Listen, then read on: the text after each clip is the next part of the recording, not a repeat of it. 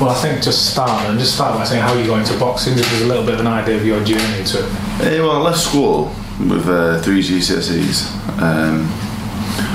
I remember going to results day, and I just assumed I was going to get all these great GCSEs. I don't know why I thought that, because I didn't put any work in. So, but that's the story of my life. So anyway, I just went in there, and I opened the envelope, and then I realised I wasn't going to college, and I wasn't going to sixth form. And I thought, wow, I just assumed I was going to go to sixth form and stay in school for another 2 years. Another 2 years of doing nothing, as little as possible, letting life pass me by, but just getting by. And then I opened the envelope and I thought, wow, like, what do I do now? So I went home, I spoke to my mum and dad, and I said, what shall I do now? And, and my dad was like, well, you have to get a job. And I thought, I'm 16 years old, I don't really want to get a job now, I'm a child. So anyway, it was the summer holidays, and then I thought I want to pick something to do in these summer holidays. So anyway, I went to the amateur boxing gym and thought my dad boxed pro. So I thought I'd give it a go, because it was the only sport I'd not done. I'd done everything else, I tried everything else, I was alright, but I was never going to be anybody. I was never going to be somebody in football, in cricket. Could have played them, but what was the point? I wasn't going to be somebody. So I went to the boxing gym, and on my first day there, I dropped 3 grown men. I thought, I'm alright at this. How good they was, we'll never know. I've never heard of them boxing since. So I thought, I'm alright at this. But obviously at that point I just thought, I knew, even though I didn't know boxing at that point, I still thought, it's not a job. So anyway, I went home, I kept doing what I was doing, kept going down to the gym. So I've been down at the gym now for about 6 or 7 weeks, and my dad had got wind that I'd been going to the local amateur club and that I'd been doing alright. So he came down to a session with me, and he watched me, and he wasn't a fan of what the teachings that they was giving me there. So he just said, if you want to box, then that's great. And he was just an ex-professional himself. He wasn't really in love with the game, because he'd been out of the sport for a good probably 25 years by this point. But he said, yeah, like, if you want to do it, you leave this club. And the following Monday he took me to Brendan Ingall's gym, and he said, if you want to do it, like, this is the place you got to be. Like, nowhere else around here you can go and get the same education in boxing or even in life as with Brendan. So that was it really, just a case of going to the amateur club, because I had nothing else to do. And even at that point, it was a case of keeping my mum and dad off my back for another period of time where I could just chill and enjoy my childhood. So from being nearly 17 up until I was 18 I was just training full time.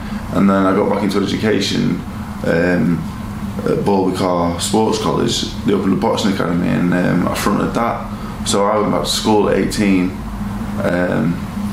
with a little beard and that, looking 10 years older than everyone else in class, and got back and got some good education, got some qualifications, and yeah, just carried on training at the time. So yeah, that's how I got into it really. So did it kind of put you on, it sounds like it put you on track a little bit, like you say you come out of school a little bit wayward, yeah, and then it kind of puts you on the tracks a little bit.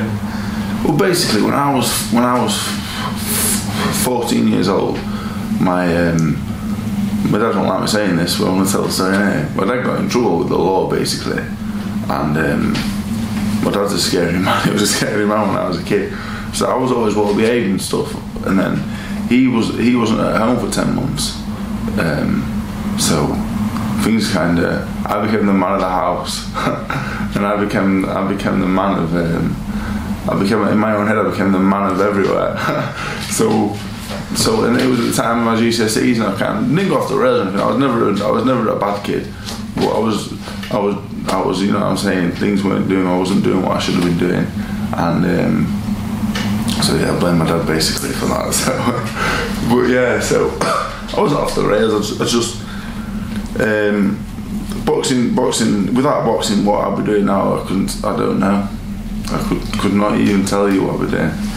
So how do you go then? So where you are now, which we'll speak about in a bit, you've had these big fights on Sky and all the rest of it, but what's in between that? You know, you're doing well at an amateur club, you're doing well, you're doing fronting, like you say, you're fronting all these young gyms and dropping all the guys.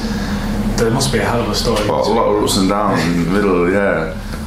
So basically, I had 2 fights for the Ingle Amateur Club, and my dad used to take me sparring here, there and everywhere, and Dominic at the time didn't like me. Dominic Ingle, I used to think, fucking hell, I do not like Dominic Ingle, fucking hell, he's hard working, which is funny because we ended up working together later in my career when I boxed Dylan White, and a lovely fella, and I think he's brilliant at what he does, but anyway at the time it's been fucking hell, he used to be on my fucking case.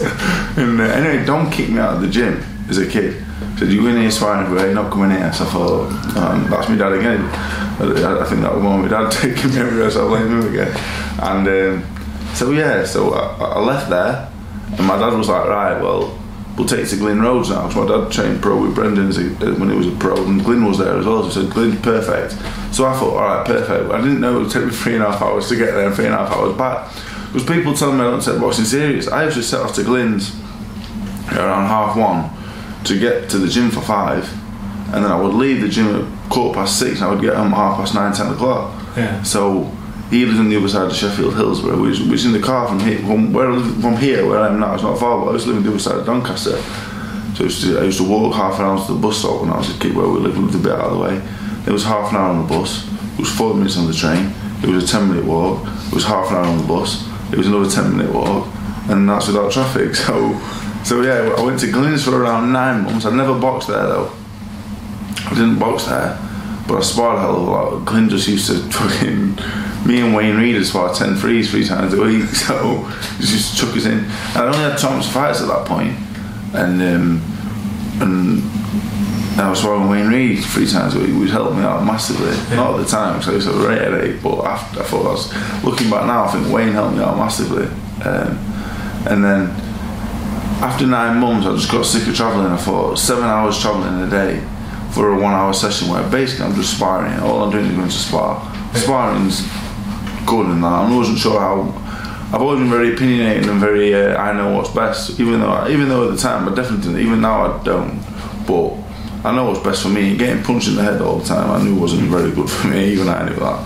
So eventually I left Glyn's, but I didn't leave there on bad terms. I love Glyn. I think he's a great fella, and as a coach, didn't really get to do much coaching because I did a lot of sparring. So anyway, I said to my dad, I can't keep travelling there. I'm not getting no fights. I was just wanting an amateur season. I just wanted to fucking go for everything. So I went to the Doncaster plant where I first started, where my dad took me out of. So I just said to him, you train me at home, I'll go there, I'll practice what you showed me, and that's that. So basically I used to train with my dad, and then when I got to the gym, I wouldn't go on the pads with anybody, I wouldn't hit a bag. If I sparred, I'd just mess around, I'd just shadow box in front of the mirror, exactly what I've been doing with my dad at home. As an amateur, people always give me a stick for not training. As an amateur, I was a beast. So I had 3 fights, I had 2 club fights, and I won them, and then they put me in for the Yorkshire belt with a fella who was about 25, 26, and I'd only just turned 19, I only had 4 fights, and then for the Yorkshire belt, and I beat him. And I thought, and this is the first time I ever thought I could do something here, because if he's like in the top 10 in the country, and I beat him after 4 amateur fights, like, I must be alright. I went in the boys' clubs, and I won the national boys' clubs. I won the whole thing. I was a champion of Britain for people from the age of 20, and I'd only had 5 fights when I entered, and I thought, I'm alright at this, because I was down at 91 kilos, and everyone said I should be down there now. And I used to blitz for everyone. I boxed Michael Webster, who's on the Great Britain team now. Put him down 3 times. He came back and gave me a bit of an idea. But put him down 3 times. I stopped Sam Hyde, who was a Joe Gallagher. I stopped him. That was a good fight. Well, I just got 2 minutes later. I beat the Welsh fella 36 points to 7 in the final. And I thought, so I had 8 fights at this point. I thought, I'm the national champion. I've gone for all these good kids. And I was really fit. I was running 10 miles 6 days a week, and I was really on it. I was proper on it. But New Year's Eve that year, I went to a party. I went to a One Direction party at school, Lewis Tomlinson. So I went down there. I met a girl there, and so I was all here for the ABAs and that. Like, we're going to win the ABAs this year. That was the plan. And I met her, and kind of went south. And I wasn't listening to my dad. I wasn't training, and I was around 15.5 stone. February time, and I know I had the Yorkshires coming up soon, so this is the start of the downhill spiral for me in terms of getting out of shape, and somehow I made the weight for the Yorkshire ABA final. I won that, and I bought Simon Barkley in the quarterfinals of the ABAs, And I took a look at Simon. I know he'd done the ABAs before. I know he's got to 2 finals before. I've only had night fights. But I looked at him and I thought, I can't lose to a fella who looks like Prince Harry. Do you know what I mean? I thought, he ain't going to beat me. He looks, you know what I mean? So I got in there, I lost 19-17. And even in defeat, I thought, I've not even trained. And I lost by 2 points to an ABA, former ABA champion. I've had 10 fights. And that was my amateur career, that was it. And I only had them 10. And that's a pretty good amateur career, I think. Yeah. And I went for I had assessments with the GB squad. I would have got on the development squad there. But at this point, I'd left the boxing academy at Bowlby, and I was having to go to the job centre to sign on, and I didn't like it at all. And I was there. I went three times, I think, and I thought, this is not for me. Like, I don't want. This is not where I see myself in life, because as lazy as I am, I've got a lot of pride. You know what I mean? I don't want to be seen as taking. I was happy doing nothing and having nothing, but I didn't want to take something but doing nothing, if that makes sense. Yeah. I'm happy doing nothing. Believe me, I'm happy doing nothing, but I don't want to receive anything for doing nothing. So pretty quickly, I turned professional just so I just felt like a man, that I was doing something with my life, basically. Yeah. Would you say, even back then, when you got into it and you were having all these fights with these up-and-comers and different tournaments, did you enjoy fighting? Because there's different mindsets, isn't there, in boxing? I didn't. I was never. I'm not a nervous character. I was never nervous, but I didn't enjoy fighting. As a little kid, I was very shy and very didn't like confrontation. As I got older, as I realised I was pretty hard, confrontation wasn't as bad. But I never liked confrontation. Don't like confrontation now. I'm not a very I'm not a confrontational person, you know what I'm saying? I'm not a bully, I'm not anything like that. So boxing, for me, I didn't particularly enjoy fighting. Didn't enjoy it at any point in my life I've ever had to fight. I've never particularly enjoyed it. Just something throughout my life I've just kind of been good at it, you know. Some people say I can't box now, but I'm doing alright. So yeah, I never enjoyed training. As a young kid, when I trained my dad, I trained like an animal. I was an animal. I was treated like an animal, and I fought like one, and I was very good. And looking back now, when I talk about my old amateur fights and training back in the day, I'm not the same man that I was then, because I was a lot better then than I am now, because I was so fit and ready to fight. And I think, like I said, I wasn't nervous, but I used to fight on nerve. I wasn't nervous, but I used to fight on something like, I didn't have a clue what I was doing. I used to just go out there like a madman. Whereas now I'm a bit more measured and a bit more controlled and probably too chilled out, really.